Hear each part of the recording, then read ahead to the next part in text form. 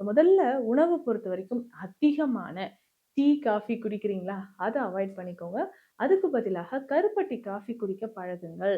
பெண்களை பொறுத்தவரைக்கும் puberty attend பண்ணும்போதும் சில வகையான உணவுகள்லாம் நம்ம குடுப்பாங்க. அதுல கருப்பட்டி ரொம்ப முக்கியமானது இல்லையா? கருப்பட்டி காஃபி குடிக்க பழகிக்கோங்க. அடுத்த விஷயம் நம்ம என்ன பண்ண போறோம்னா, நல்ல கால்சியம், அயர்ன் இருக்கக்கூடிய உணவுகளாக எடுத்துக்கணும். இதுக்கு தான் கேழ்வரகு ரொம்ப முக்கியமானது. வெள்ளை சோளம் மறக்காமல் பெண்களே இந்த வெள்ளை சோளம் நமக்கு ரொம்ப ரொம்ப முக்கியம். அதிகமான கால்சியம், ரிச் ஃபைபர், சிலருக்கெல்லாம் கான்ஸ்டிபேஷன் ரொம்ப வருஷமா மலச்சிக்கல் தொந்தரவு இருந்துகிட்டே இருக்கும். கவலையே வேண்டாம்.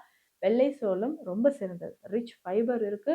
அதே மாதிரி மலச்சிக்கல் இருந்தா அதை தடுப்பதற்கான வழிமுறைகளும், அதிகமான கால்சியம், இரும்புச்சத்து இருக்கிறதும் இந்த வெள்ளை சோளத்துல தான்.